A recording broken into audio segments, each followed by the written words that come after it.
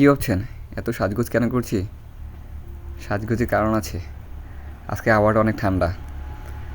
আমার শফিক কাকার বাড়িতে আমাদের দাওয়াত, তাই একটু সাজিয়াগুজে না গেলে কেমন হইব কোন? তাই অনেকক্ষণ যাবৎ সাজিয়াগুজার রেডি হইতেছি। রেডি করতে বের হইলাম। বের হওয়ার পর দেখি যে আমার জুতাগুলো বৃষ্টিতে ভিজে অবস্থা খারাপ হয়ে গেছে। আর ভাবতাছি এত দূরের পথ এখন কাদা দিয়ে কীভাবে যাবো আমি। ভাবতাছি আমি যদি ঘর থেকে বেরিয়ে ব্রিজ থেকে পারি রাস্তার মধ্যে উঠে যদি একটা অটো পেয়ে ফেলতাম তাহলে আসলে একটা সুবিধা হইতো। আর যদি অটো না পাই 10 মিনিটের রাস্তা কাদা দিয়ে হাইটে হাইটে যেতেই। তো বাড়ি থেকে বের হয়ে আমি জদর কাকাকে পেয়ে ফেললাম। তো জদর কাকা এখন অটো ড্রাইভার হয়ে গেছেন, তা আমাদেরকে সেবা দিচ্ছেন উনি, জনগণের সেবায় নিয়োজিত। তো আমি যাচ্ছি আমাদের সেই মধ্যবড় রাস্তা হয়ে জরুদ্দি ফকিরের বাড়ির দিকে, কারণ আজকে আমাদের ব্যবসায়ী বাজারে চাবিতলা বাজারে পোলট্রি ব্যবসায়ী শফিক কাকার বাড়িতে আমাদের দাওয়াত। তো যাচ্ছি তাই আমি নামাজ পড়ে বের হতে হতে একটু দেরি হয়ে গেছে, আর বৃষ্টিও ছিল তাই বের হতে একটু দেরি হয়েছে, কারণ এখন প্রায় 2টার উপরে বেজে গেছে। আমাদের রাস্তাটা তো আপনারা একটু ভালোভাবে খেয়াল করুন, রাস্তাটা কিন্তু আসলে বৃষ্টি হলে অনেক সুন্দর লাগে।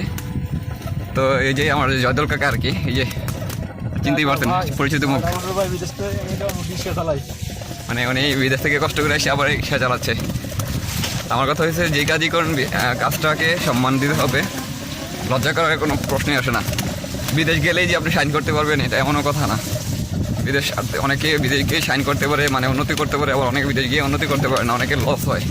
তো দেশে অবশ্যই ফিরতে হয়, দেশে ফিরে অবশ্যই তাকে একটু কষ্ট ভোগ করতে হয়। তো কষ্টটাকে কষ্ট মনে করা যাবে না, কোনো কাজকে লজ্জাবোধ করা যাবে না। তো যতকে সেই পরামর্শ দিয়েছি আমি, তাই উনি এখন অটো চালাচ্ছে, কোনো লজ্জা রাখছে না, কাজকে কাজ মনে করে সব কাজকে সম্মান দিয়ে উনি সামনের দিকে আগানোর চেষ্টা করছে। তো ওনার জন্য সবাই দোয়া করবেন। এই যে আমি এখন আছি সাহেবিলি মাস্টারের বাড়ির সামনে, এবারই হয়ে যাচ্ছে আর কি। এখান থেকে আরেকটু সামনে গেলে আপনার বেলায়েত ফকিরের বাড়ি থেকে ডান দিকে টার্ন নিলে সোজা একটু গেলে আপনার জরুদ্দি ফকিরের বাড়ি, তারপর ওইখান থেকে একটু পশ্চিম দিকে আমাদের শফিক কাকার বাড়ি।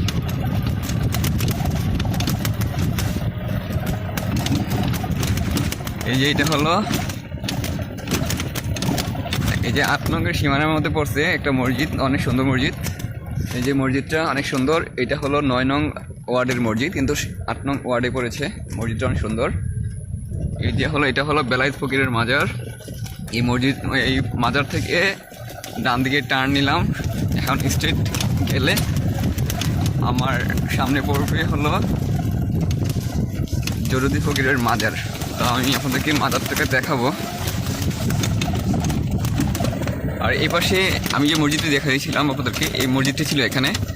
তো জায়গার পরিমাণ কম থাকার কারণে এই মসজিদটিকে ভেঙে ওইখানে নতুন করে স্থাপন করা হয়েছে। আর এই পাশটা দিয়ে আমি যাচ্ছি এখন সেই জরুদ্দি ফকিরের মাজার দিকে। তো আমি সামনে যাচ্ছি, আপনারা আমার ভিডিওটা অবশ্যই শেয়ার দিয়ে দেবেন, কারণ শেয়ার দিলে আপনাদের সাপোর্ট দিলে আমি রহমতে অনেক দূর আগাতে পারবো। আপনাদের ভালোবাসা সবসময় আমার দরকার, আপনাদের সহযোগিতা অবশ্যই দরকার আমার। আপনাদের সহযোগিতা আমি সামনে আগাতে পারবো না। আমি এখন যে রাস্তায় আছি ওই রাস্তাটি খুব ভাঙ্গা হওয়ার কারণে আপনার রিক্সাটি অনেক ঝাঁকুনি দিচ্ছে, তাই ভিডিওটি আমি ভালোভাবে করতে পারছি না, কথাগুলো আপনাদেরকে স্পষ্টভাবে শোনাতে পারছি না। তো আপনারা সাথে থাকুন আর জরুদ্দি ফকিরের মাজারটি দেখার জন্য অপেক্ষা করতে পারবেন।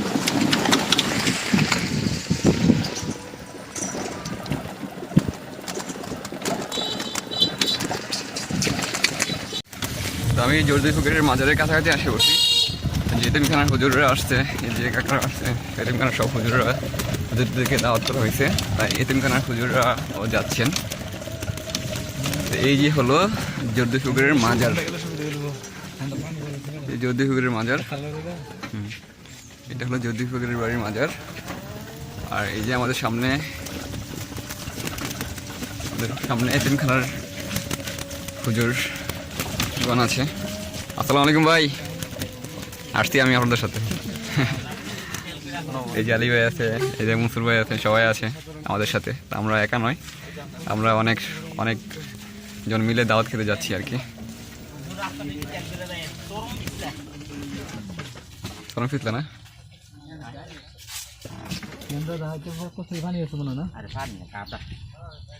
ফেক নাই, ফেক।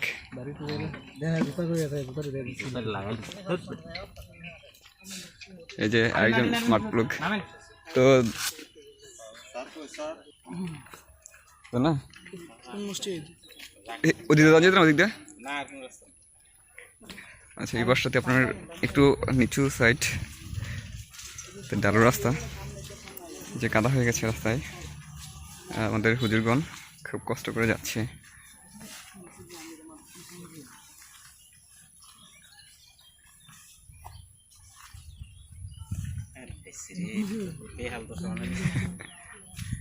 এই যে খুব কষ্ট করে তারা যাচ্ছেন।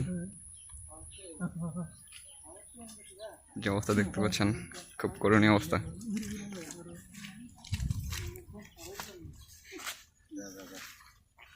এই যে আরেকজন,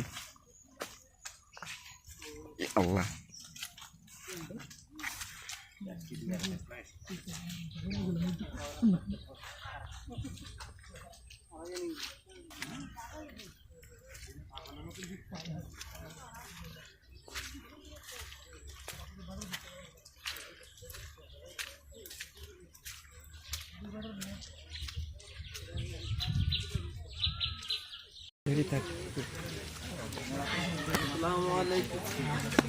এই যে হলো আমাদের শফিক কাকা।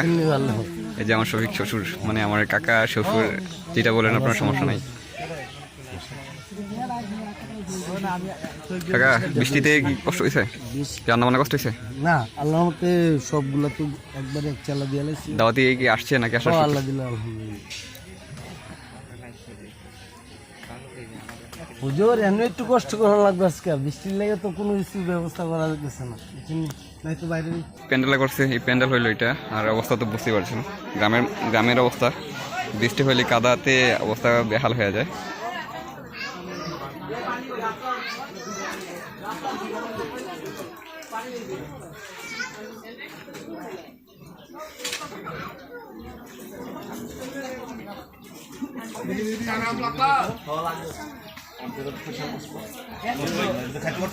শরীফ,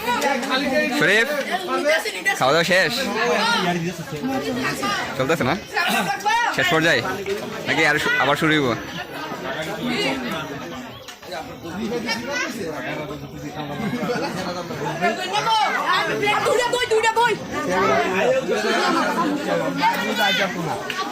এই যে আমাদের আগামী দিন লিডার গুলা।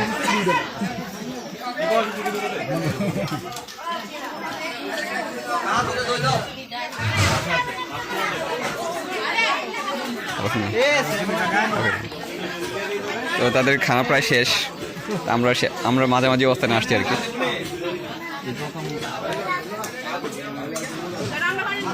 আর এই বাসাতে রান্না হয়েছে। এই যে সোহেল ভাই সবসময় খাবারের আগে থাকে আর কি, সবসময় খাবারের আগে থাকে। তো ওনার বাড়ির কাছে হতে উনি তাড়াতাড়ি এসে খাবারটা খাই ফেলছে। শেষ না শুরু? আপনার এবার বাদ দিয়ে কি লিখে? যে জাভেদ ভাই কোম্পানিদের বিশিষ্ট ডিলার। আর এই যে রেল মন্ত্রণালয়ের সচিব না?